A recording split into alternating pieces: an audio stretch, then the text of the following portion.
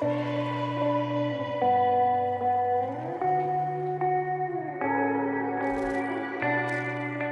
everyone, welcome back. I'm sure many of you have heard or caught up on the Devstream yesterday. I've seen it myself and a lot of you have already asked me about my thoughts on it and how this will impact Eidolon hunting. Don't worry, I already have a video planned writing up on this topic. If you want the shortest TLDR, yes, the fastest speedruns are dead.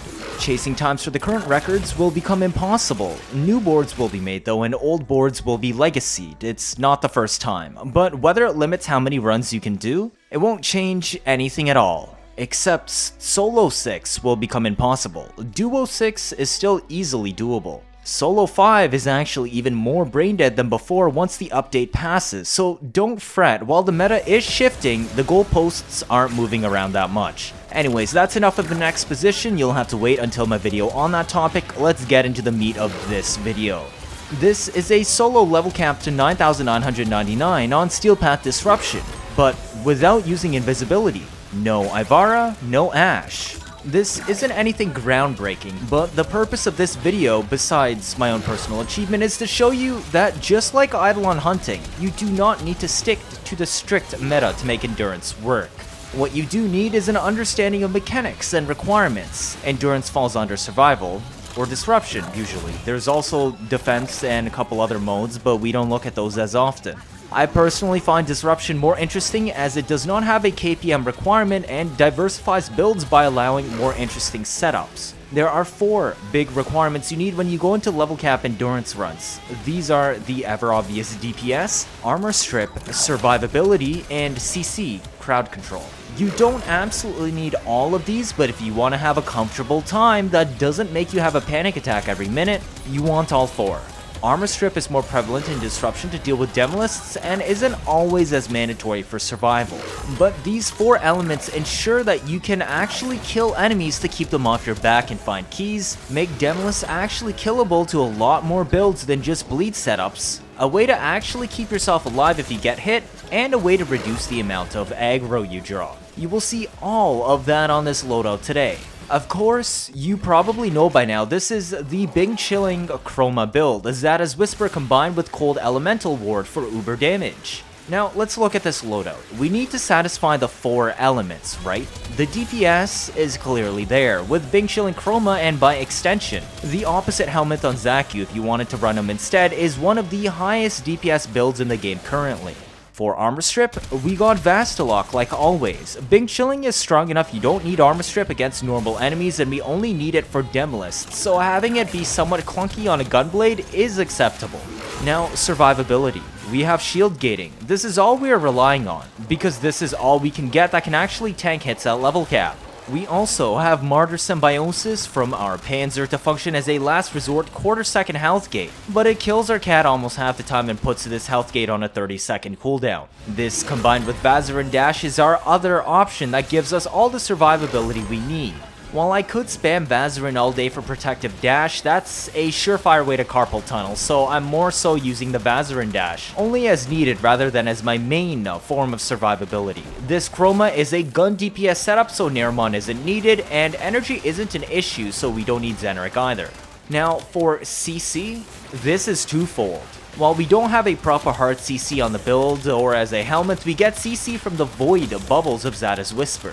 With how fast we kill enemies, this is actually extremely important later on at cap. Anything we tag with void bubbles can't hit us back because they will shoot themselves. This includes Noxes, reducing the amount of toss and one-shots we die to. And our Epitaph is our other tool. When we aren't actively killing, we're still spreading viral and cold on top of the void procs and a big AoE. This ensures enemies are even less likely to hit us because they won't even be aiming our way or shooting much to start with. This is how we survive without invisibility and without having to spam Vazarin 24/7 or needing a hard CC helmet. Let's see what's going on in that Chroma build. The first thing you'll notice is I definitely went the safer route with Brief Respite and a 45 efficiency build. This way, with just 2 Augur mods, one from Secrets here and one from my pistol build that I'm using, you can regenerate all shields with a single Xata's Whisper cast. Rolling Guard gives you the iframes to safely do so when your shields break. You will be armor stripping with Vastalok, priming with Epitaph, and DPSing with Ignis Wraith. So Vigorous Swap is useful here both for the swap speed and also the base damage, since we are subsuming off Vex Armor. Wait, Vex Armor. Yes, that's because Xata's Whisper setup is much stronger, but DE also only lets you replace Vex Armor if you want to put Xata on. Therefore, the build is a weapon stat stick focused around duration and strength, as you see here. Primed Flow with Energize gives us an energy bank, so we don't have to worry about not enough energy except energy drain conduits. Those you have to pad wisely, but because both Cold Ward and Xata still cost under 100 energy each, even at 45 efficiency, a single large pad will let you cast one immediately, and then the other one it pulses again, letting you still set up your buffs if they fall off during energy drain. Therefore, this build has no weakness, outside of that classic enemy toxin weapons conduit effect, but that's where the void bubbles come in handy, as well as Vazarin Dash as needed. Spam your Epitaph a lot as you want, because not only does it make enemies shoot themselves, but also blocks any incoming fire within line of sight to the bubble, just like Meg's Magnetize, and of course, you do more damage if you shoot into it. The Void Bubble draws fire to where it procced, so for Demlists, you want to proc it on their heads. Trash mobs aren't tanky enough for this to matter. You want to be on Cold Ward because it multiplies all reflected damage. Shooting into a bullet attractor effect like Void Bubbles count as reflected damage, and all reflected damage is treated the same. Therefore, Cold Ward will multiply any damage you shoot into the bubble by 8.34 times on this build. Though it does turn all hit scan damage into cold, so if you want to prime enemies, you need to use a projectile weapon, hence Epitaph. Yes, the damage multiplier for Bullet Attractor synergy here only works for hit scan, but Xata's Whisper is a unique Bullet Attractor effect. The ability also creates a second damage instance. The most important part is this extra hit redips almost every single condition multiplier again. It will redip the headshot multiplier, the faction multiplier, and most importantly, it redips that Cold Ward 8.34 times multiplier as well. You end up doing hundreds of times more damage than the initial hit, and it does take crits from the initial hit into consideration. If you want a full detailed explanation of how this setup works, check out the card at the top right on my Primeval Chroma video. The real damage is not the yellows, oranges, and maybe reds you might see, but the white numbers. Prime Sure-Footed is pretty self-explanatory for an endurance run, but also important since we're using Epitaph as a primer, and Arcane Acceleration for more DPS on Ignis. Now, why did I choose Ignis? Simple. Hitbox. Normally, Void Bubbles will block any weapon from hitting beyond it, whether hit scan or projectile, since it traps the shot. There are only two weapons in the game with a predefined hitbox that ignores this: Ignis Wraith and Athadai.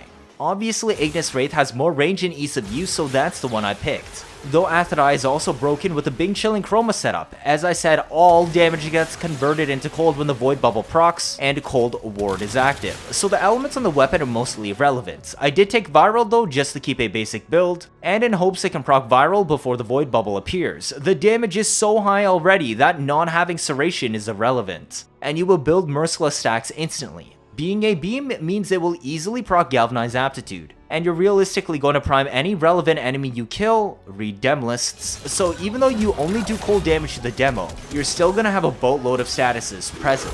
Vile Acceleration, since Shred is useless due to the predefined hitbox, and obviously Galvanized Multishot for stacks. Crits and Banes because there really isn't anything else for us to run. Vigilante Supplies is important here because we aren't bringing Carrier Ammo Case or a Scavenger Aura. Without this, you will 100% run out of ammo in the Endurance run. Also, bonus Vigilante set for extra crit tiers. The Epitaph build carries only one Augur mod, like I said, to give us the two Augurs we need for full shield regen with Xata casting. The other Augur slot we normally have is taken by Primed Fulmination to spread as much CC through Radiation, Cold, Blast, and Void procs as possible. Pistol ammo mutation since we will be spamming this a lot, and Dexterity for some extra holster speed. Besides that, it's just a generic viral radiation modded primer. Rad won't proc against a Demlist, but its main purpose on that build is to give you Breathing Room against trash mobs. You get 1, 2, 3, 4 Blast and Cold against demos here, so that's 6 stacks for Gun CO, or 480% base damage scaling for Ignis.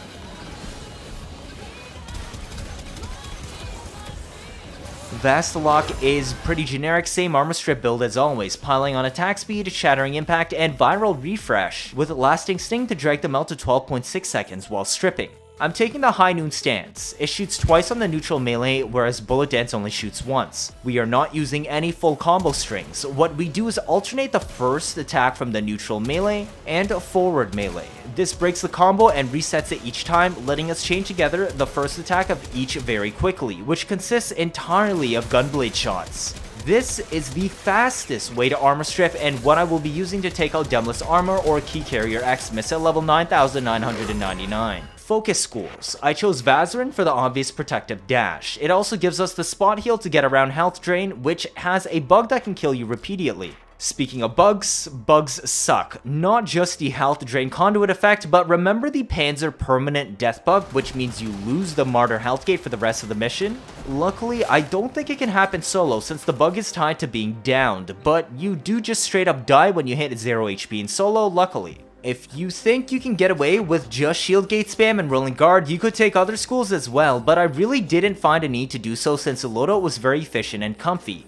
Vazarin it is this time, and from what we saw, Protective Dash actually remains intact in a similar form in Focus 3.0, so this entire loadout should continue to work after April 27th with Angels of Zariman. To go alongside this, we got the classic Operator Arcanes Magus Elevate as a heal stopgap against health drain conduit effects, or stuff like the chip damage from non-scaling Toxin Clouds of Breaking Nox helmets. And Magus Lockdown to hold Demolus in place for DPS setup. The 4-second stun is more than enough. And it also CCs regular enemies as well when you're exiting Void Dash at a new location before going back to frame. All around, the best Operator Arcane for Disruption. And the Panzer. Another stock build. A synth set here is pretty nice because it will holster reload your Ignis while Epitaph is out, or stripping with Vasilok, ensuring your DPS rotation remains smooth. Tech Assault has a 60% chance to stop your cat from dying, and this does include deaths caused by Martyr, which means it might not get the 30 seconds cooldown if your cat doesn't die. Sometimes. Basically, treat it as luck, don't depend on it, but it is handy. Devolution gives it infinite lives and Viral Quills to spread viral more easily since it will be difficult to do so when void bubbles are up unless you're shooting Epitaph. Pack Leader is just lifesteal link for your companion, but mostly relevant for endurance. Primed Radar and Vacuum are the last important quality of life slots. And there you go. I know I do make a lot of builds and claim they can do endurance sometimes. While I've done numerous level caps at this point, there still are a portion of people that question the existing builds I previously claimed can do cap, without actually running it myself. So here's an older build that I actually made and proof that yes, you can theory craft builds that will work in level cap, without actually having to do it, if you understand the 4 big requirements I mentioned at the start.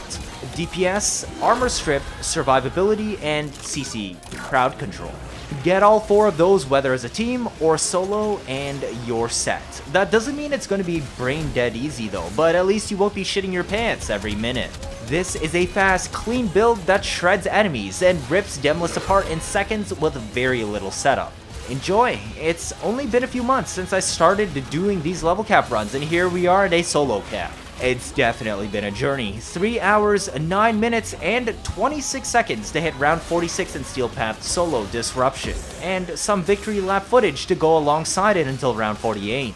As I said, I'll be throwing up a video on the focus changes over the next few days and my thoughts on them as well as how it impacts Eidolon hunting. Feel free to tell me your own thoughts on the dev stream here in the meantime. If this is your first time watching, feel free to leave a like or better yet subscribe. 79.5% of you are not subscribed. I'm trying my best to get you new information out always as soon as possible, like I'm done with covering the new augments, GARUDA's rework, and upcoming Angels of Zariman. Stick around if you want to see interesting memes and builds on a nearly daily basis. Don't want to miss out on any of that, do you? That'll be it for this video. Thank you all for watching and see you all next time.